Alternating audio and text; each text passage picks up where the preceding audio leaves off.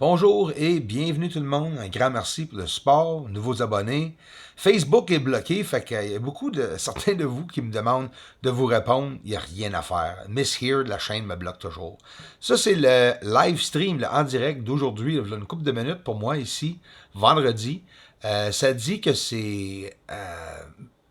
a été flagué, barré, si vous voulez, reporté, en étant quelque chose de pas approprié pour le monde, puis pour les annonces, etc. Fait qu'ils me donnent des annonces limitées, puis moi, ça coupe le revenu. Ça prend plusieurs jours pour qu'ils mettent des annonces sur mes vidéos.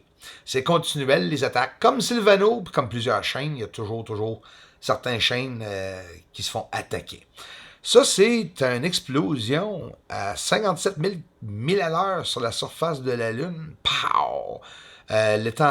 L'intensité de lumière a duré à peu près environ 3 secondes, tellement que ça a été chaud. Ça, c'est la NASA que je vous ai montré aux dernières vidéos. Que pensez-vous ou que penseriez-vous d'aller voir, après avoir vu un vrai close-up, une magnification forte, d'aller voir avec mes recherches moi-même, avec mon télescope, on va aller voir ces endroits-là. Exactement le même endroit où ils ont frappé pour voir si on peut voir un petit aperçu de la surface qui est changée.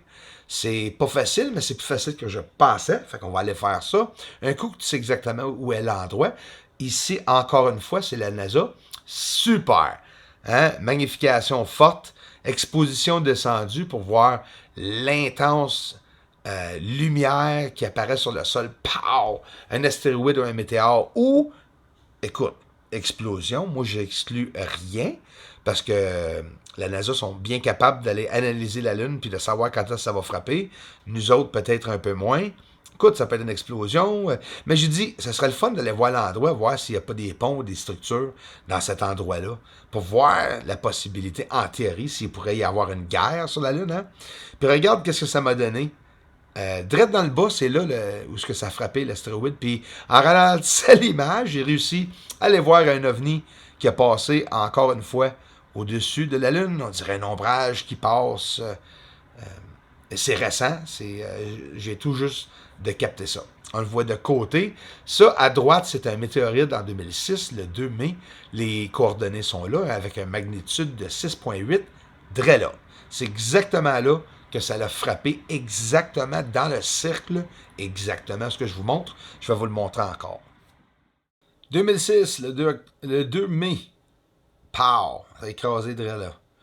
Aussi, près de l'Apollo 11, l'atterrissage aussi, il y en a eu un autre. Puis ça, c'est exactement l'endroit, exactement à l'intérieur du cercle, qui est sur le long. Puis si tu vas aller voir au début du vidéo l'explosion, et essayer de trouver l'endroit, c'est comme pas évident, mais c'est pas impossible. Puis c'est exactement là, près de ces deux lumières-là, ou que c'est le petit point, ou bien carrément cette lumière-là, qui a l'air même avoir cassé le ligné qui se rend jusqu'au cratère, là. Puis ça, c'est carrément une explosion sur le sol.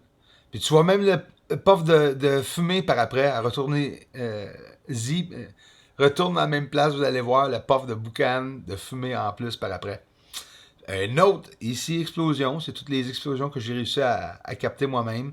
Ça arrive vite, là. Ces objets-là roulent entre 50 et 70 000 milles à l'heure.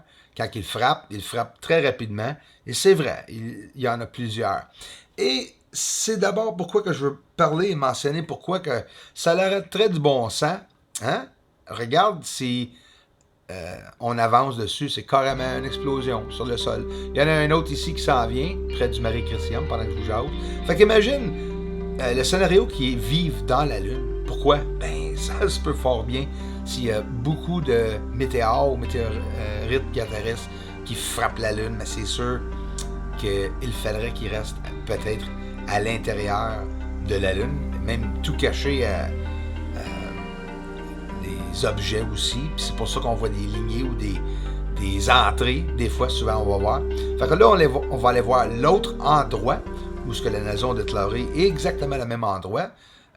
Je suis fier de vous montrer au moins l'endroit précis et les coordonnées aussi, la magnitude 7.6, vous voyez en haut. C'est le 15 décembre 2006. Je vais vous mettre une indication pour vous montrer exactement où elle est, où qu'elle a frappé tout près du Mare Crisium.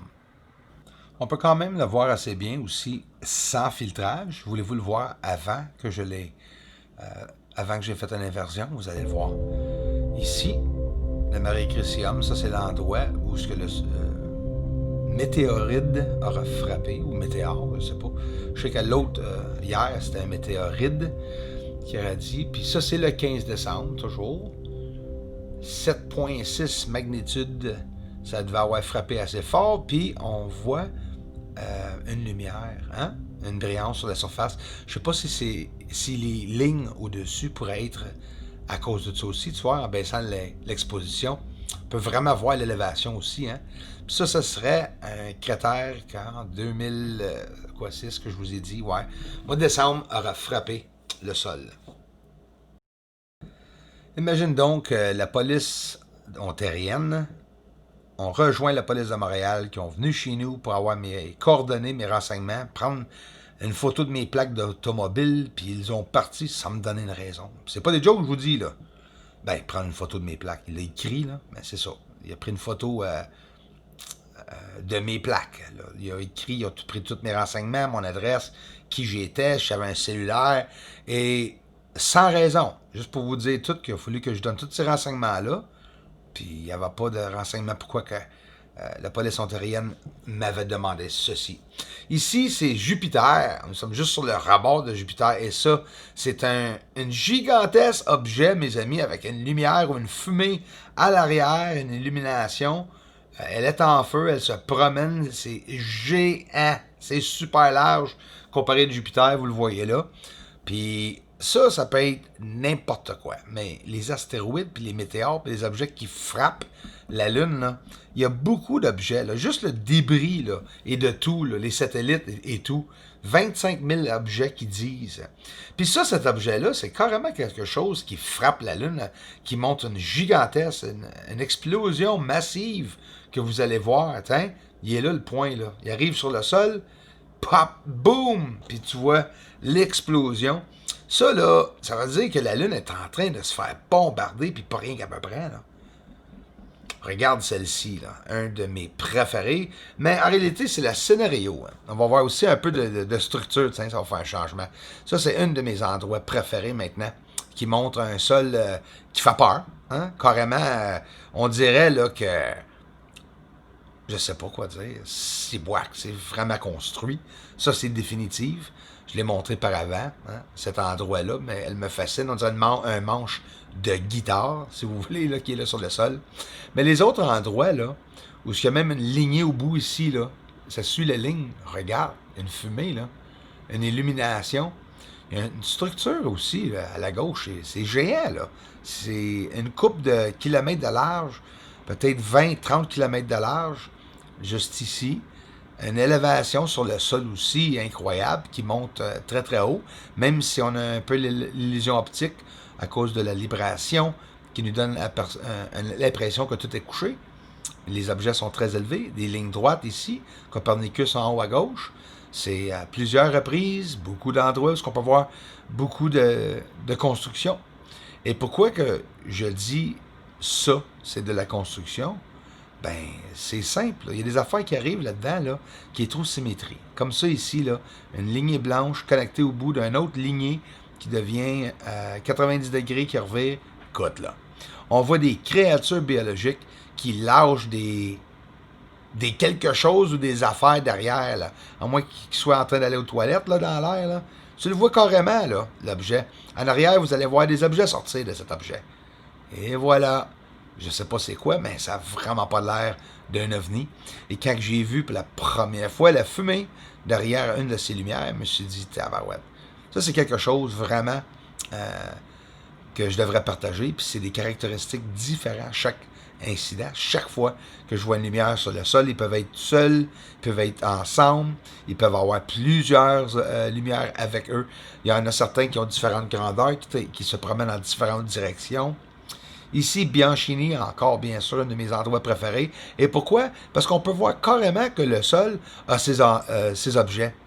Non, ils ne sont pas assez clairs, les objets, pour voir c'est quoi. C'est pas grave.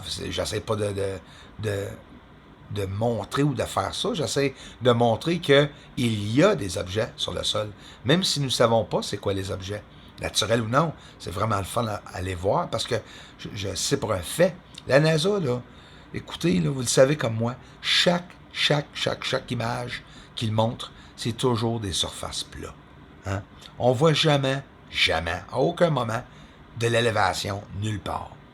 Mais en réalité, la Lune n'est pas égale. Il y a beaucoup d'endroits montagneux et beaucoup d'élévation. On parle souvent pour rire le Death Star, qu'on appelle ça en anglais, à droite. C'est le scénario que la Lune pourrait être un ovni, hein, stationnaire. Mais tabarouette, je ne rirai pas de ça parce que avec tout ce qu'on peut voir, avec les connexions, là, qu'on peut voir, t'entends parler souvent, le monde, ils disent « Hey, la Lune a comme un freinage alentour. » Oui, vraiment. Puis vous le voyez vraiment ici, là. Attendez, je vais vous le revirer de bord. Regarde là aussi, là. La ligne qui se rend, vous le voyez plier, là. La ligne, c'est parce que ça monte au-dessus des endroits montagneux. Regarde le tour dans le haut, là. Viens me dire que c'est pas un vaisseau spatial. Ça pourrait vraiment être. C'était vraiment une bonne scénario, en tout cas. Ben, je l'entends dire souvent. C'est incroyable qu'est-ce qu'on peut voir, les connexions sur la surface. Puis vu comme ça, ici à l'endroit, ben, pour moi, ça, c'est à l'endroit, selon moi. Puis regarde, là, c'est tout connecté sur le rebord du supposé cratère, avec des lignes droites très égales, aux mêmes distances, un à côté de l'autre. Aucune idée c'est quoi, mais c'est vraiment le fun à le voir. Bye bye.